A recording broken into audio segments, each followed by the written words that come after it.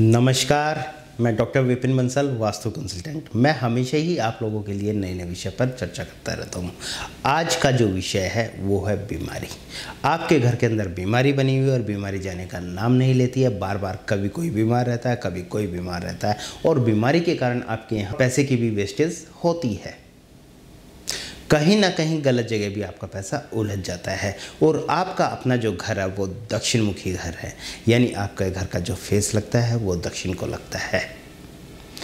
जाने अनजाने में आप लोग गलती क्या करते हैं, आज मैं आपको वो बताने जा रहा हूँ। क्यों घर के अंदर बार बार बीमारी आ जाती है, ये बीमारी लगातार बनी रहती है, बीमारी के कारण आपका पैसा वेस्ट होता रहता है, आज मैं आपको बताने जा रहा हूँ। आप मेरी बातों को ध्यान से सुनिएगा, समझिएगा और विचार कीजिएगा।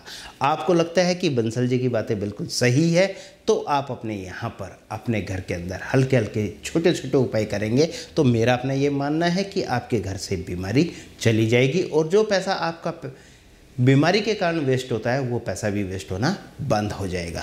अब गलती क्या करते हैं, हर घर के अंदर फर्श की धुलाई होती है या पोछा लगाया जाता है। ज़्यादातर घरों में फर्श पर पोछा लगाया जाता है।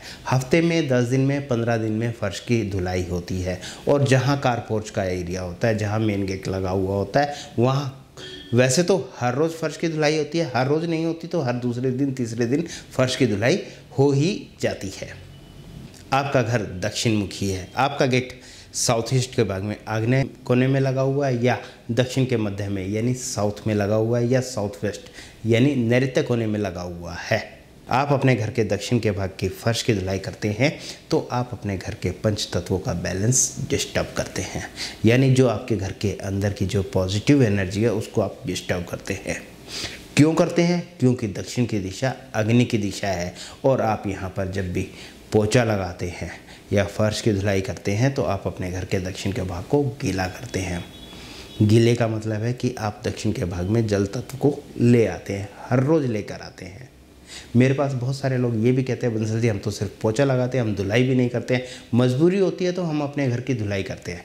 लेकिन इसमें भी एक बात सोचने वाली है, जब आप अपने घर के दक्षिण के भाग में पोछा लगाते हैं तो जो बाल्टी के अंदर गंदा पानी होता है उस गंदे पानी को गेट के रैंप के ऊपर डाल दिया जाता है और गेट के रैंप को साफ करने के लिए 2-3-4 बाल्टी साफ पानी की भर के वो भी गेट के रैंप पर डाल दी जाती है।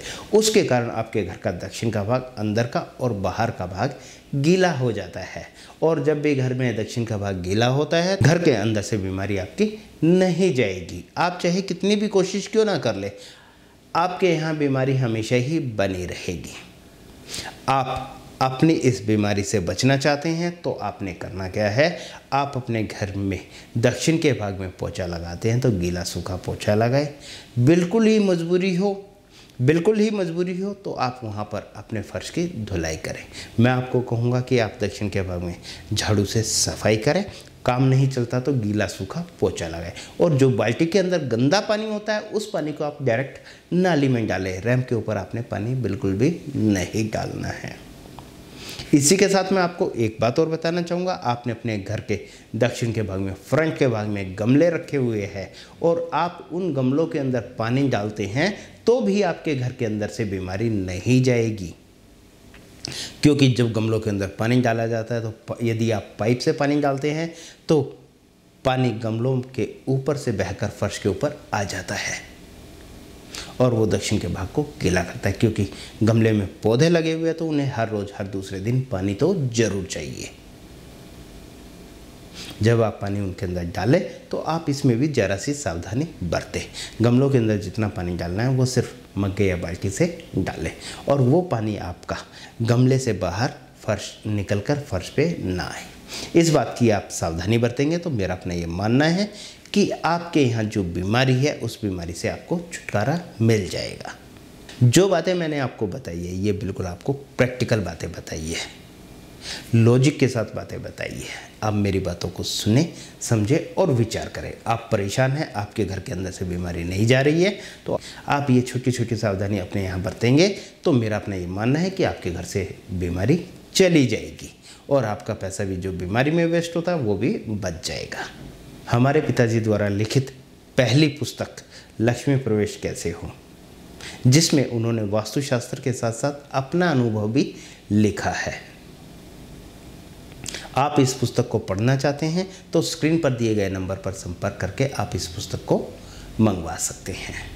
आप अपनी किसी भी साइट के प्रति वास्तु कंसल्टेंसी चाहते हैं तो आप हमसे वास्तु कंसल्टेंसी भी ले सकते हैं, और आप अपने किसी भी साइट के लेआउट पर वास्तु सलाह लेना चाहते हैं, वास्तु कंसल्टेंसी लेना चाहते हैं तो वो भी ले सकते हैं। और आप अपना नया घर बनाने जा रहे हैं तो आप हमारे यहाँ से वास्तुशास्त्र के अनुसार अपने घर का नक्शा बनवा सकते हैं। आपको मेरी वीडियो अच्छी लगी तो मेरी वीडियो को लाइक करें और अपने सर्कल में शेयर जरूर करें। आपने मेरे चैनल को अब तक सब्सक्राइब नहीं किया तो आप मेरे चैनल को सब्सक्राइब कर लीजिएगा और साथ में बेल आइकन जरूर दबाएं, ताकि मेरे आने वाली जितनी भी नई वीडियो है उनकी नोटिफिकेशन आपको मिलती रहे। इसी तरह अगले प्रोग्राम में फिर एक नए विषय पर चर्चा करेंगे। तब तक के लिए नमस्कार।